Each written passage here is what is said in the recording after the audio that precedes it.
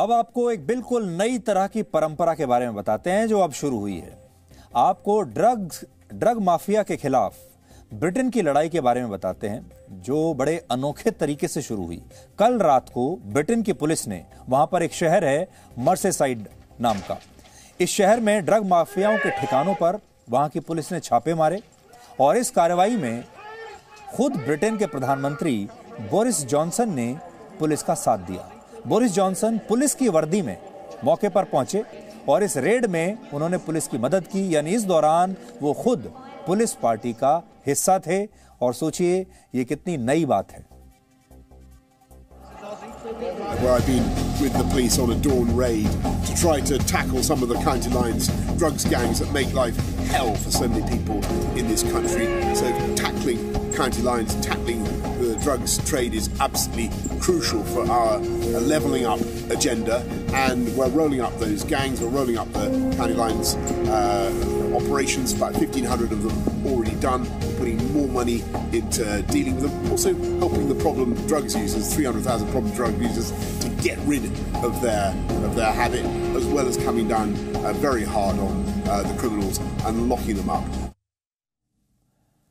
तो जो अच्छे नेता होते हैं वो फ्रंट से लीड करते हैं और फ्रंट से लीड करते हुए नजर भी आते हैं। बोरिस जॉनसन ने भी यही सोचकर अपने पुलिस पार्टी के साथ जाने का फैसला किया होगा और सोचिए वो वहां जा भी रहे हैं, उसे शूट भी कर रहे हैं, अपने देश के लोगों को वहां से संदेश भी दे रहे हैं जिससे लोगों को उनकी इस मुहिम पर भरोसा आए और लोगों को लगे कि अब तो देश का प्रधानमंत्री ही सोचिए पुलिस के साथ जाकर इस पूरे काम में मदद कर रहा है। तो इससे पूरे मुहिम में एक बहुत बड़ी गंभीरता आ जाती है। बोरिस जॉनसन ने ब्रिटेन में ड्रग्स की समस्या को खत्म करने का एक प्रण लिया है और इसके लिए सरकार ने करीब 3,000 करोड़ रुपए का फंड भी जारी किया है जिसे अगले 10 वर्षों में खर्च किया जाएगा। ब्रिटेन में डकैती की जितनी घटनाएं होती हैं उनमें से आधे वो लोग होते हैं जो ड्रग एडिक्ट्स हैं। ब्रिटेन में इस समय नियमित तौर पर ड्रग्स लेने वालों की संख्या 3 लाख से ज्यादा है और ऐसे 2,000 से ज्यादा गैंग्स वहां पर सक्रिय हैं जो ड्रग्स की सप्लाई करते हैं। ब्रिटेन के ग्रामीण इलाकों में तो ड्रग्स की सप्लाई के लिए बच्चों को भी शामिल कर लिया जाता है, गैंग्स में बच्चों की भी मदद ली जाती है। और अब तो इन गैंग्स ने ड्रग्स की सप्लाई के लिए डेडिकेटेड फोन लाइंस भी शुरू कर दी हैं जिस पर लोग कॉल करके अपने लिए ड्रग्स मांगते हैं। इसलिए बोरिस जॉनसन ने ड्रग्स के खिलाफ आक्रामक रुख अपनाने का ये फैसला लिया है और इसके लिए उन्होंने तरीका भी बिल्कुल नया अपनाया है। Crime has been coming down overall in the last couple of years, but we're seeing a lot of problems caused by these 300,000 problem drugs users. So what we're doing is we're ramping up our campaign against the county lines networks that are preying on these users. You've got to invest in rehabilitation. Everybody who knows about drugs crime will tell you that 300,000 people, their lives are chaotic. They need to be taken off drugs, they need to be put into rehab. You've got to invest in rehab. But you've also got to come down hard on the gangsters who are making hell of people's lives. Drugs के खिलाफ लागू की गई इस नई नीति के तहत जो लोग ड्रग्स के आदी हो चुके हैं उन्हें उन्हीं के घरों में नजरबंद किया जा सकता है। इसके अलावा ड्रग डीलर्स पर कार्रवाई के दौरान उनके मोबाइल फोन जब्त किए जाएंगे ताकि पुलिस को उनके क्लाइंट्स की पूरी लिस्ट मिल जाए। इसके बाद इन लोगों के घर जाकर इन्हें ड्रग्स के खतरों के बारे में बताया जाएगा, काउंसलिंग की जाएगी और जरूरत पड़ने पर उनका इलाज भी सरकार करवाएगी।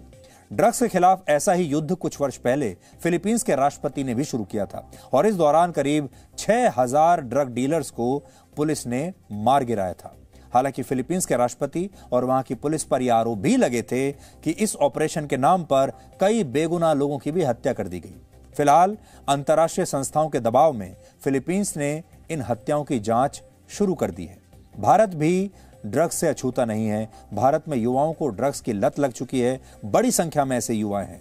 इसका एहसास हमें सिर्फ तब होता है जब ड्रग्स लेने के आरोप में बॉलीवुड के किसी बड़े स्टार की गिरफ्तारी हो जाती है। लेकिन सच यह है कि भारत में भी करीब 1.5 करोड़ लोगों को ड्रग्स की आदत है और इनमें से ज्यादातर युवा हैं। इसलिए हमारे देश में भी ब्रिटेन और फिलीपींस की तरह ड्रग्स के खिलाफ सख्त अभियान चलाए जाने की बहुत आवश्यकता है, ये बहुत जरूरी है। और दुर्भाग्य ये है कि हमारे देश में ड्रग्स की समस्या 2 मौकों पर ही लोगों को याद आती है।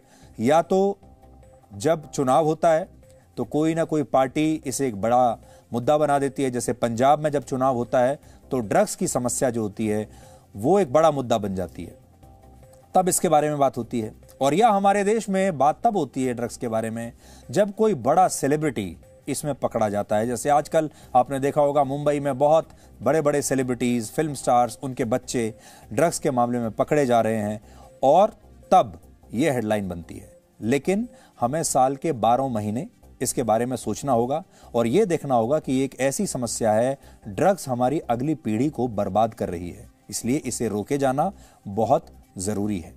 Presenting B News app available on Google Play and App Store. Download it now.